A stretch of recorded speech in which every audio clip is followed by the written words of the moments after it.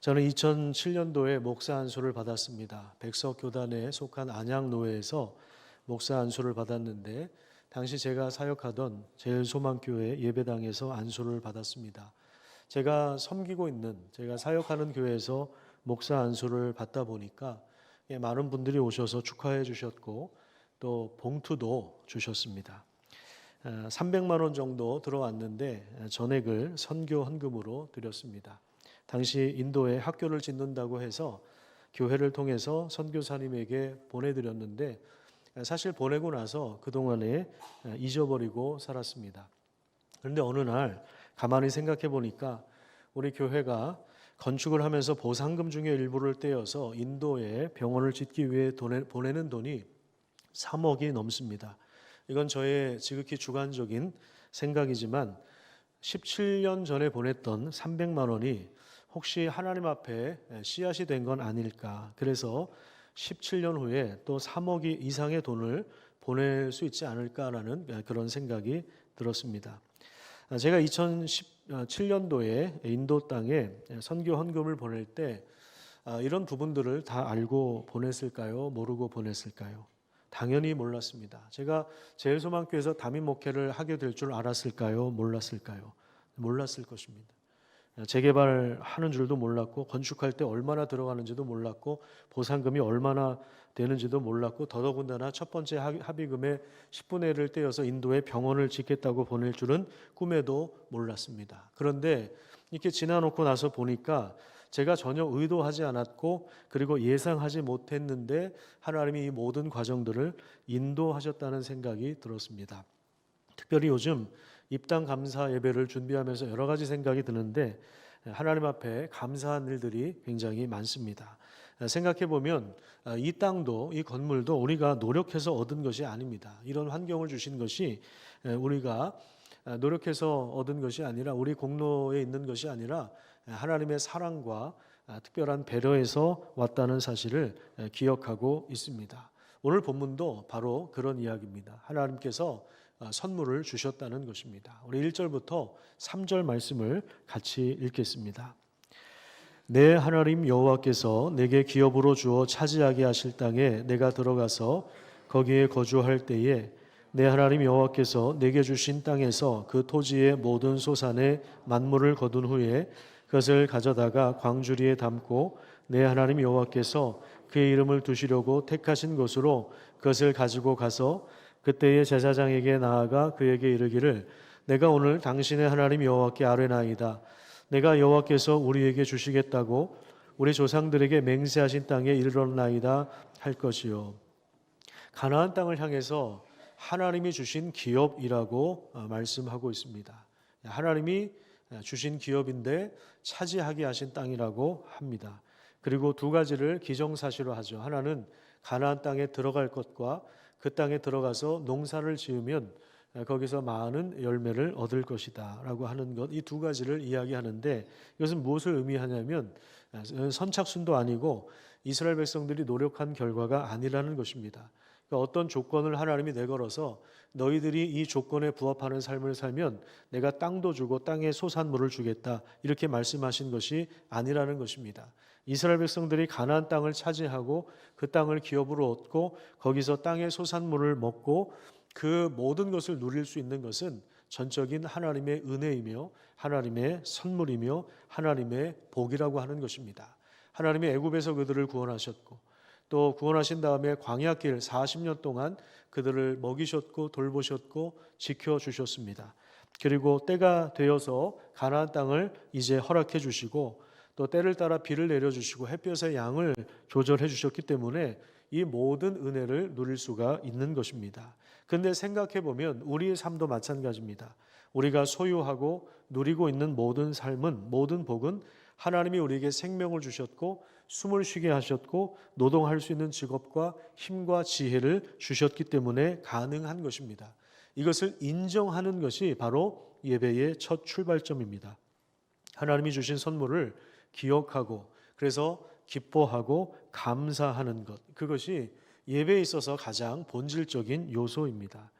그래서 예배는 내가 만족하느냐, 내 스타일에 맞느냐 이게 우선이 아니라 그 예배를 받으시는 그 하나님이 어떤 분이시고 그 하나님이 어떤 일을 행하셨고 우리 삶 가운데 부어주신 은혜가 무엇인가를 우리가 인식하고 거기에 대해서 감사의 반응으로 나아가는 것이죠.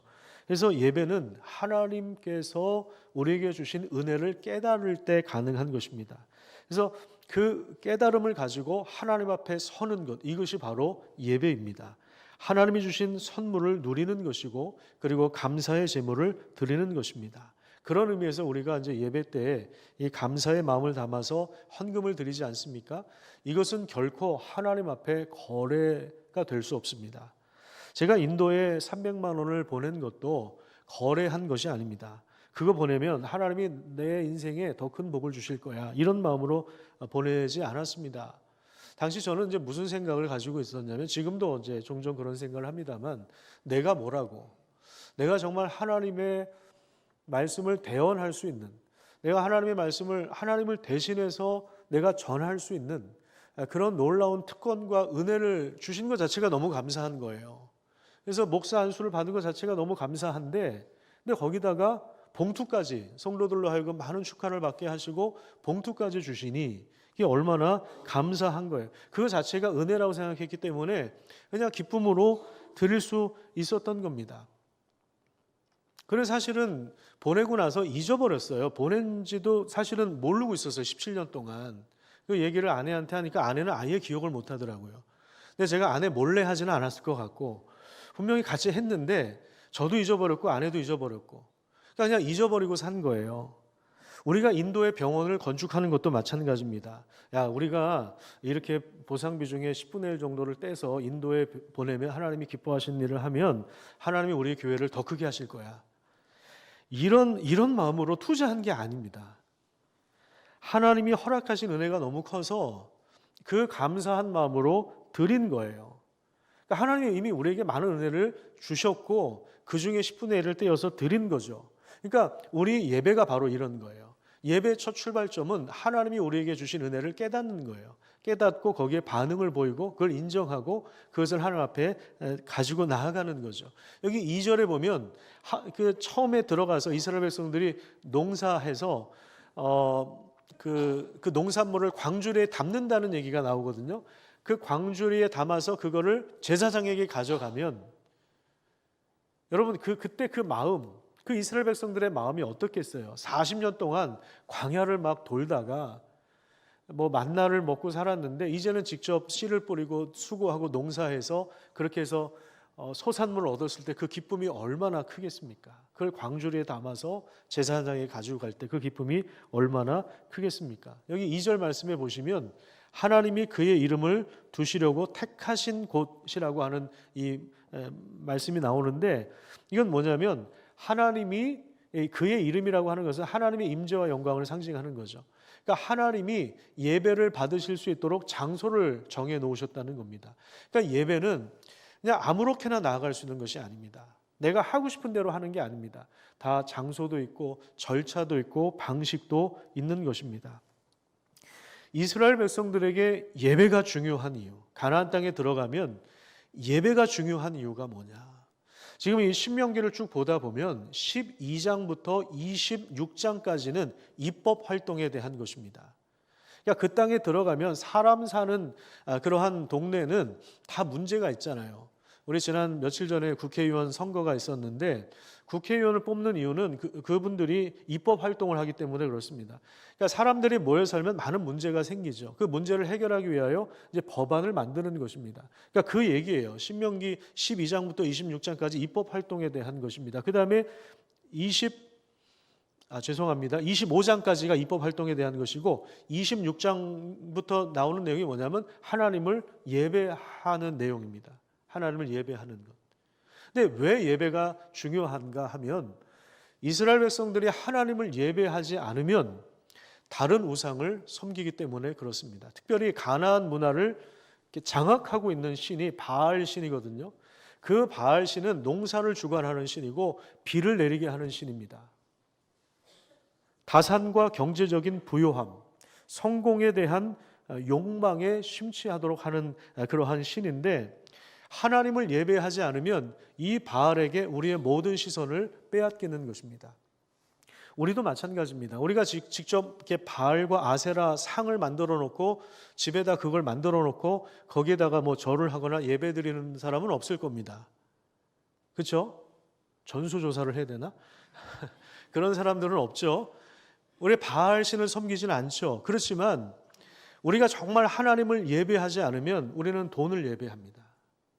우리가 하나님을 예배하지 않으면 자기 자신을 예배합니다. 자기 자신의 성공, 명예, 욕망, 이런 삶에 심취할 수밖에 없어요. 그래서 내 시선과 내 인생의 에너지와 내 인생의 모든 것들을 거기에 빼앗길 수밖에 없는 것입니다. 그러다가 인생의 마지막 순간이 됐을 때 허무해지는 거죠. 그래서 하나님은 원래 우리를 창조하실 때부터 하나님을 예배하지 않으면 공허해지도록 창조하셨어요. 하나님만으로 만족하게 하신 것입니다. 그래서 우리에게도 예배가 굉장히 중요한 것입니다. 이 예배의 자리에 나갈 때 4절부터 9절까지는 하나님 앞에 어떤 고백을 드려야 될지 이것을 알려주셨습니다. 그 고백을 가지고 하나님 앞에 나아가요. 눈으로 한번 쭉 보세요. 4절부터 9절까지 집에 가셔서 더 자세하게 확인해 보시기를 바랍니다. 4절에서 9절까지 하나님 앞에 고백해야 할 내용을 암송하라고 하시고, 그 다음에 10절 말씀에 보시면 하나님이 주신 처음 열매를 하나님 앞에 드린 후에 하나님을 경배하라고 하십니다. 그러니까 우리가 예배를 드리기 전에, 이스라엘 백성들이 하나님을 생각하기도 전에 하나님은 이미 우리 인생에 필요한 각종 은혜를 넘치도록 채워주시는 분이십니다. 그래서 예배의 주도권은 우리에게 있는 것이 아니라 하나님에게 있는 것입니다. 하나님이 예배를 통하여 영광을 받으시는 것입니다. 그러니까 우리가 이 시간에 내 의지로 나왔다고 생각하실 수도 있지만 그렇지 않습니다. 하나님이 예배를 받으실 수 있도록 하나님이 이미 우리에게 생명을 주셨고 우리 살게 하셨고 또 하나님께서 여러 가지 은혜와 선물을 주신 것입니다. 한번 가만히 생각해 보면 죄는 어떤 속성을 가지고 있냐면 자기 자신에게 주목하게 합니다. 이게 이제 죄의 본질적인 속성입니다. 하나님이 주신 은혜를, 그 선물을 당연한 것으로 생각합니다. 그래서 시간이 지나고 나면 우리는 모든 것을 당연하게 생각하는 버릇이 있습니다. 그게 우리 인간의 마음이 참 간사한 것 같아요. 여러분들이 새로운 집에 들어가셨다고 한번 생각을 해보세요. 그때 얼마나 기쁘고 얼마나 좋습니까? 그런데 한 5년, 10년 지나고 나면 당연하게 생각하죠. 새로운 자동차를 탈 때도 마찬가지입니다. 처음에 연애할 때 얼마나 설레이고 얼마나 그 가슴이 뛰고 얼마나 심장이 뛰고 그랬습니까? 손을 잡으면 막 전율이 일어나고 그랬잖아요. 그런데 시간이 지나고 그러면 어떻게 됩니까? 당연하게 생각합니다. 그런 감정들이 없어지는 거예요. 누군가가 우리에게 정기적으로 선물을 준다고 한번 생각을 해보십시오. 처음에 받을 때 얼마나 기뻐하고 얼마나 고맙고 얼마나 감사한지 몰라요. 그런데 매번 그 선물을 받으면 당연하게 생각합니다. 어느 순간. 여러분 그런 적 있지 않으세요? 내가 누군가에게 어떤 도움을 베풀었어요. 근데 그 사람이 처음에는 기쁘게 받아요. 근데 시간이 지나면 그걸 당연하게 생각해. 오히려 안 주면 왜 안 줘? 너 하던 거 왜 안 해? 이렇게 된다는 거죠. 그러니까 이게 참 어려운 거예요. 그러니까 주는 사람도 어렵고 받는 사람도 어렵고. 이게 뭐냐면 이게 죄의 속성입니다. 시간이 지나면 당연하게 생각하는 거예요. 하나님이 주신 은혜와 선물이 당연한 것이 아니라고 하는 사실을 하나님이 깨닫게 하시기 위하여 우리에게 예배의 자리를 허락해 주신 것입니다. 그래서 자기 자신에게 집중하는 것이 아니라 하나님께 집중할 수 있도록, 그러니까 시선을 하나님께 올려드릴 수 있도록 하나님이 우리를 인도해 주시는 것입니다. 여러분, 이 예배를 통해서 바라기는 사람들을 보는 관점도 마찬가지고요. 우리가 어떤 사람을 대할 때 내 입장에서 보면 마음에 안 드는 게 참 많거든요. 그렇죠? 그래서 미워하게 되고 갈등을 일으키게 되고 함부로 말하게 되고 그렇거든요. 그런데 하나님이 그 사람을 볼 때 가지고 있는 그 마음으로 그 사람을 볼 수 있다면 여러분 우리 삶이 얼마나 달라지겠습니까? 그렇죠? 내 기준이 아니라 하나님의 기준으로 다른 사람을 바라보면 우리 삶이 얼마나 풍족해지겠습니까? 모든 것이 다 마찬가지예요. 우리 삶의 모든 것을 대입하면 그냥 내가 생각하는 대로 그렇게 사물을 바라보는 거하고 이게 완전히 다른 거거든요. 그러니까 예배는 우리의 시선을 나 자신이 아니라 하나님께로 돌리도록 하는 것입니다. 그것이 이제 예배인데 예배를 통해서 주시는 복이에요. 그래서 하나님과의 관계가 새로워질수록 우리의 시야가 넓어지게 되어 있는 거죠. 다른 사람들을 바라볼 때 다른 사람들을 이해하는 폭이 점점 더 넓어지는 것입니다. 그런데 시간이 지날수록 더 우리가 마음이 옹졸해지고 더 마음이 좁아지는 것 같고 다른 사람도 미워하는 사람들이 더 많이 늘어나고 다른 사람들을 품지 못하고 이런 현상이 일어나면 뭔가 병들었다는 겁니다. 예배에 뭔가 문제가 있다는 거예요. 병들어서 그런 겁니다. 우리 예배를 통해서 우리의 시선을 하나님께 돌리는 은혜가 있기를 간절히 축복합니다. 또한 예배를 통해서 주시는 복이 뭐냐면 우리의 시선을 이웃에게 향하도록 하십니다. 11절과 12절 말씀을 우리 같이 한번 읽어보도록 하겠습니다. 본문 11절과 12절입니다.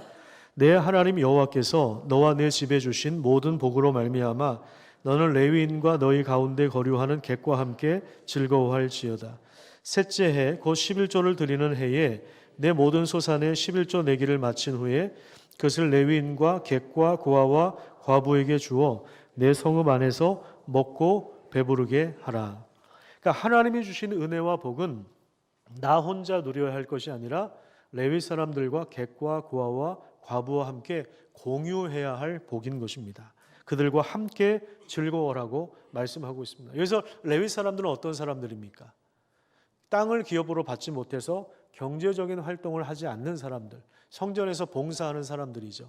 그러니까 이 사람들이고, 그 다음에 객과 고아와 과부, 이런 사람들은 깨어진 세상 속에서 부당한 현실 속에서 온몸으로 고통을 끌어안고 살아갈 수밖에 없는 그러한 사람들입니다. 신명기 24장을 한번 볼까요? 24장.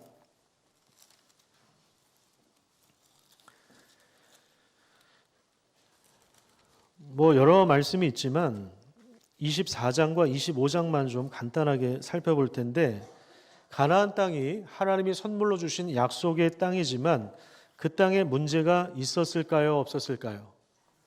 그 땅에도 문제가 있었습니다. 그래서 24장 1절 위에 나오는 제목이 뭐죠? 이혼과 재혼에 대한 이야기입니다. 그러니까 가나안 땅에도 이혼과 재혼이 있었다는 것입니다. 그다음에 8절에 보시면 나병에 걸릴 수도 있습니다. 이 당시 나병은 사실 치명적인 거예요. 나병에 걸리면 전염성이 있기 때문에 공동체와 격리되어야 했습니다.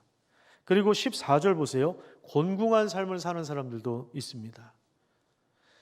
25절 보면 사람들 사이에 25장에 가서 보시면 1절에 보면 무슨 내용이 먼저 나오냐면 사람들 사이에 시비가 생겨서 재판을 받는 경우가 있습니다.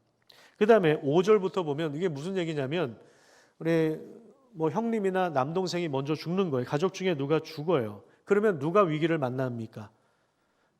그러니까 남편이 죽으면 아내와 자식들이 위기를 만나는 그런 상황입니다. 그런 상황에서 어떻게 그 가정의 위기를 극복해야 되는지를 이야기하고 있는 것입니다. 그러니까 이 하나님이 주신 땅이지만 그 땅에도 문제가 있는 거죠. 죽음이 있는 거죠. 그 다음에 13절과 14절에 보면 부당한 속임수와 거래가 이 무역의 현장에 있을 수 있다는 것을 보여줍니다. 그래서 이 속이는 저울을 가지고 기준을 다르게 해서 사람들을 속여서 불법으로 돈을 버는 거죠. 그러니까 이런 것이 일어날 수 있는 땅이라는 거예요. 그 다음에 17절부터 19절까지 보면 아말렉 족속에 의해서 이스라엘 백성들이 광야에서 이렇게 애굽에서 나와서 광야를 행진할 때 어쩔 수 없이 노약자들과 어린 아이들과 여성들이 뒤처질 수밖에 없잖아요. 근데 이 뒤처진 사람들을 이 후미에서 이 아말렉 족속이 죽여버렸어요. 그러니까 이스라엘 백성들은 그 트라우마를 가지고 있는 것입니다. 아말렉 족속에 대한 깊은 상처를 가지고 있는 것입니다. 그러니까 이런 아픔들을 가지고 있는 거죠. 그들을 향해서 우리는 낙오된 사람들이다, 죄인이다, 게으른 사람들이다, 공부를 열심히 안 한 사람들이다, 이렇게 생각하면 안 됩니다. 가난은 대물림 될 수도 있고, 누구라도 노숙인이 될 수 있고, 누구라도 미혼모가 될 수 있고, 질병은 갑자기 찾아올 수 있고, 장애라든지 상처라든지 깨어짐은 누구에게나 올 수 있는 인생의 아픔인 것입니다. 우리가 그것에 대해서 함부로 정죄하거나 판단할 수 없는 것이죠. 그런데 여기서 말씀하고 있는 것이 뭐냐면, 하나님이 우리에게 허락해 주신 복은 이들을 제외할 수 없다는 것입니다. 그래서 율법은 이들을 위하여 몫이 있다, 이들을 위하여 남겨놔야 된다라고 말씀하고 있습니다. 이들을 위한 몫이 있다고 선언하고 있는 것입니다. 이들을 돌보지 않고서 우리는 율법과 계명을 다 지켰다라고 이야기할 수가 없는 것입니다. 부자 청년이 영생에 대한 질문을 가지고 예수님께 찾아옵니다. 예수님, 내가 영생을 얻기 위해서는 무엇을 해야 됩니까? 그러니까 예수님께서 계명을 지켜라.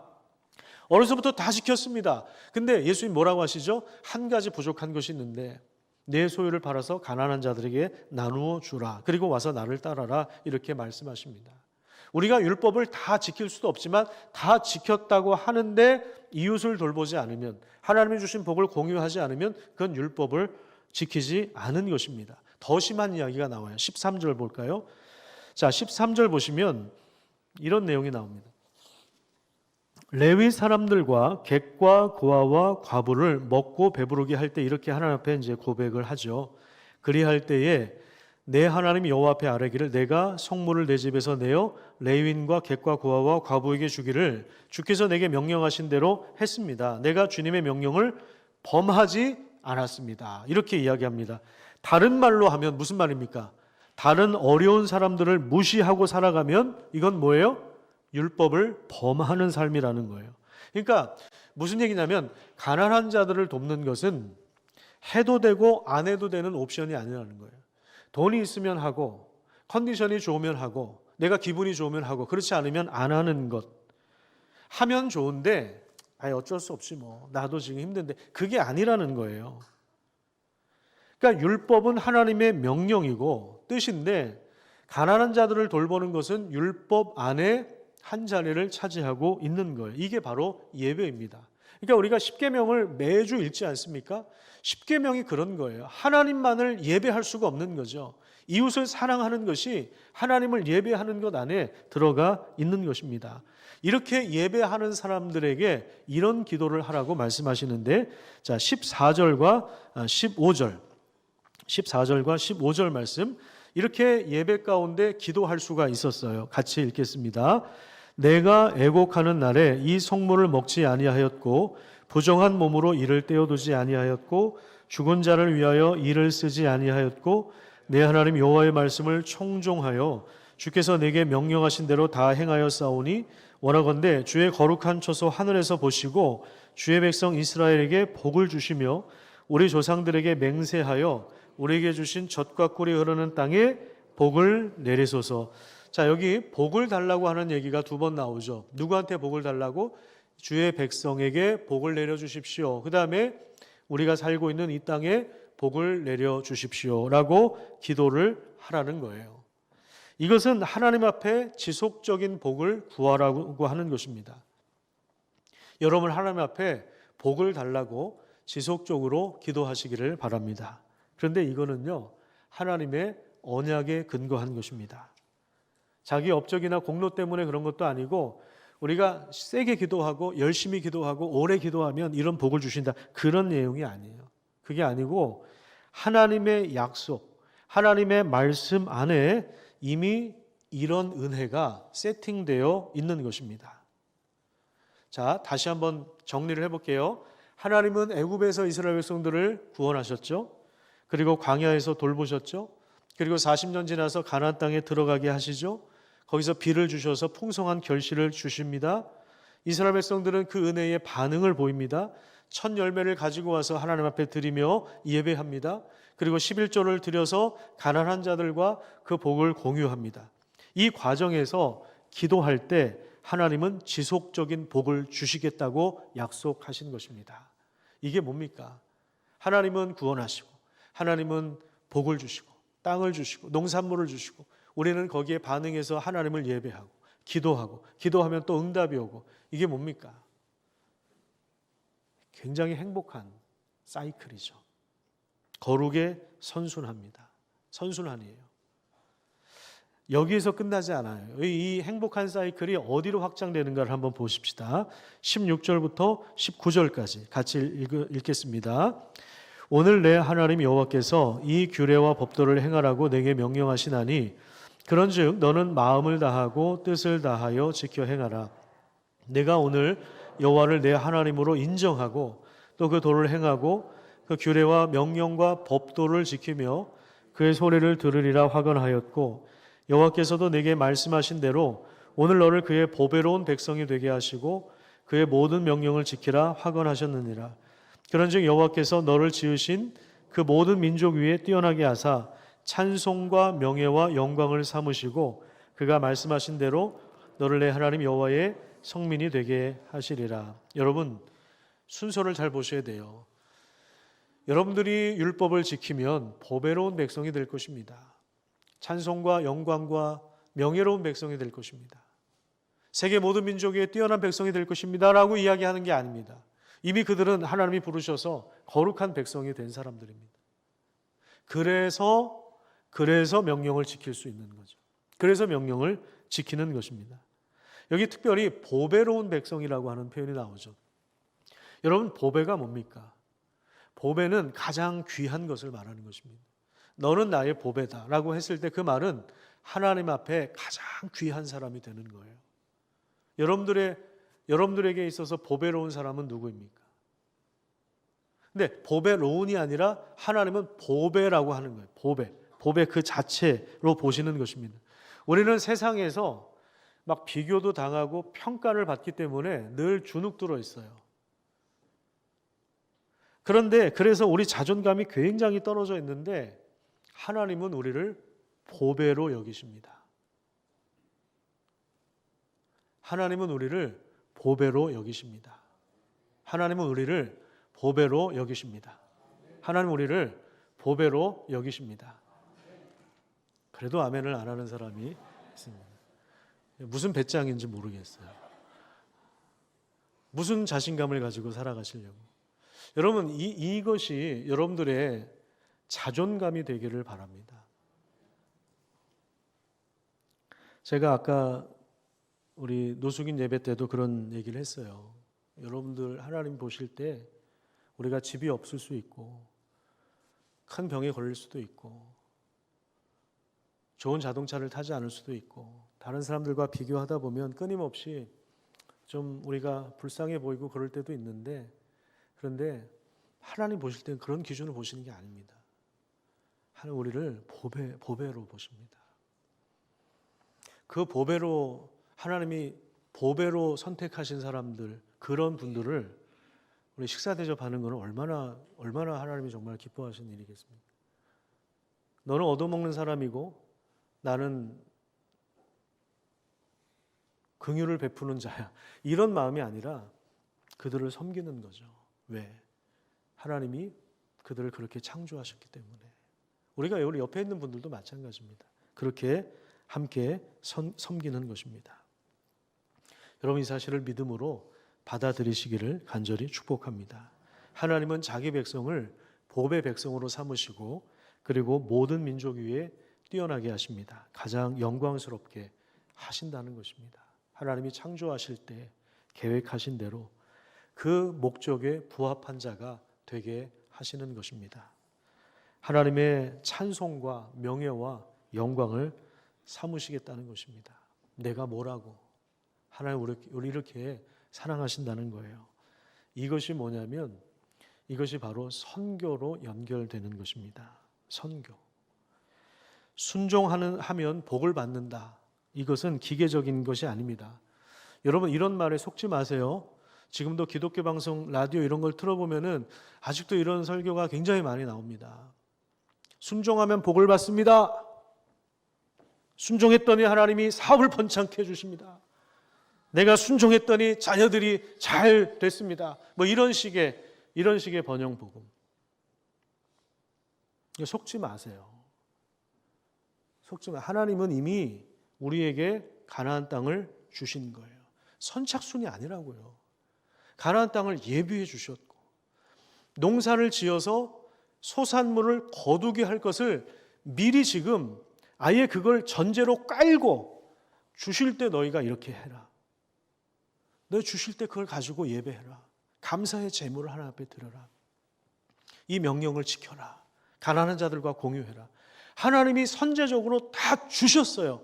주시고 나서 그거에 감사해서 반응을 보이는 게 그게 예배고, 그게 전도고, 그게 교회를 섬기는 거고, 그게 가난한 자들을 돌보는 거지.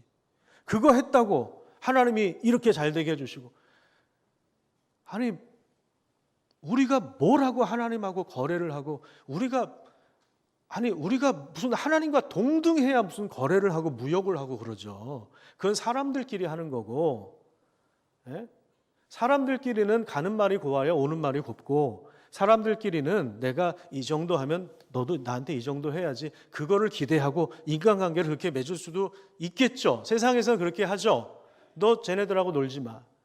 너 공부 좀 잘하는 애들하고 놀아. 좀 착한 애들하고 놀아. 세상에서는 그렇죠. 근데 우리가 하나님하고 맞먹는 존재냐고요. 아니 여러분 자녀들하고 거래하십니까?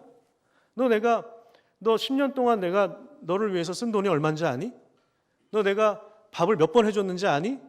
내가 너한테 이렇게 했으니까 너도 나중에 이런 식으로 나를 대접해야 돼. 이렇게 말하는 분이 있을 수도 있죠. 정말 슬프지만.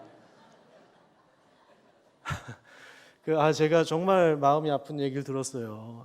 우리 그 호계중학교 어떤 아이, 정말 공부 잘하는 아이예요. 제가 볼 때 정말 공부 잘하는 아이예요. 영재학원에 다니고.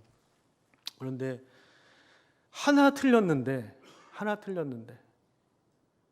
엄마한테 죽었다. 엄마한테 또 한 소리 들어야 돼. 아니 하나 틀렸는데 다른 사람 볼 땐 너무 잘 본 건데 뭔 소리 들어. 근데 그 엄마, 야, 내가 너한테 투자한 돈이 얼마인 줄 알아? 이거밖에 못해? 아니 자녀에게 어떻게 이따위로 얘기를 하냐고요. 그건 정말 너무 가슴 아픈 이야기죠. 여러분 부모와 자식과의 관계는 그런 관계가 아니잖아요. 여러분 하나님하고 우리와의 관계가 그런 관계냐고요. 안 그렇거든요. 하나님은 자기 아들을 내어주셨어요. 우리를 위하여. 자기 아들까지 아낌없이 내어주셨습니다. 뭘 더 바라겠습니까? 뭘 더 바래요? 뭐 아파트 당첨되는 걸 바랍니까? 뭘 더 바라냐고요, 하나님 앞에서. 사업 잘 되는 걸 바랍니까? 아니 우리에게 영원한 생명을 주셨는데 영원한 생명을 주신 뭘 더 바라냐고요. 여러분 순종이라고 하는 것은요, 하나님이 허락하신 복을 활용하는 거예요.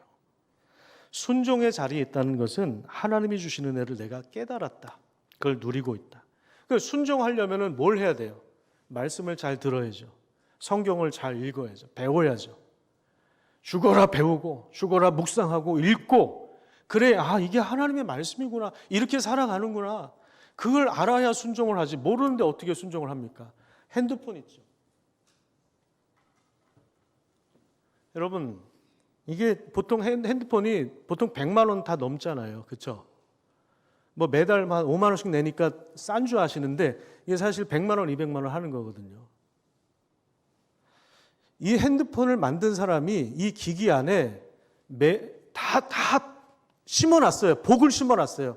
이 핸드폰을 이용하면 문자도 보낼 수 있고 카톡을 이용할 수도 있고 전화도 할 수 있고, 그렇죠? 다 아시죠?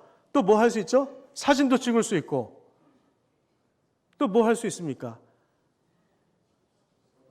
뭐 음식도 시켜 먹을 수 있고, 택시도 잡을 수 있고, 은행 거래도 할 수 있고, 다 할 수 있잖아요.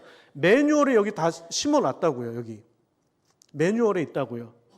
그러면 이 핸드폰 만든 사람이 정한 매뉴얼에 따라서 그대로 실천하면 이 핸드폰이 가지고 있는 복을 우리가 누리고 활용하고 받는 거죠. 이해가 되세요? 이것도 마찬가지예요. 성경도 마찬가지예요. 이미 하나님이 복을 우리에게 허락해 주셨는데 이걸 모르는데 어떻게 그거를 활용하고 깨닫고 누리겠느냐 이 말이에요. 성경을 배워야 되는 거예요. 성경을. 제가 금요일 날 설교 때도 그런 얘기를 했는데 제가 가끔 그러거든요. 아파트 현관 번호를 누를 때 이걸로 눌러요. 이 모서리로 이렇게 누르거든요. 제가 코로나 때 이게 습관이 된 것 같아요. 뭐 묻어 있을까 봐 이걸로 눌러요. 아니 이게 핸드폰 만든 사람이 보면 깜짝 놀랄 거예요. 그렇게 만든 게 아닌데. 우리가 근데 그런 짓을 하고 있다고요. 하나님 우리를 창조하실 때 정말 아름답게 영광스럽게 창조하셨는데 우리가 하나님을 예배하지 않고 말씀에 순종하지 않고 딴짓을 할 때 여러분 하나님이 얼마나 안타깝겠습니까?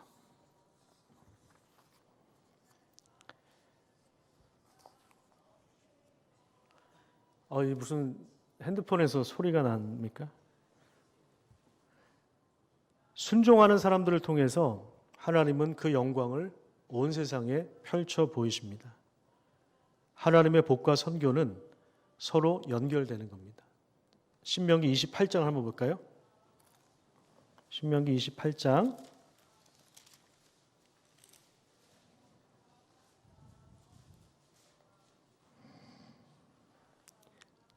자, 신명기 28장 우리 같이 한번 읽도록 하겠습니다. 시작.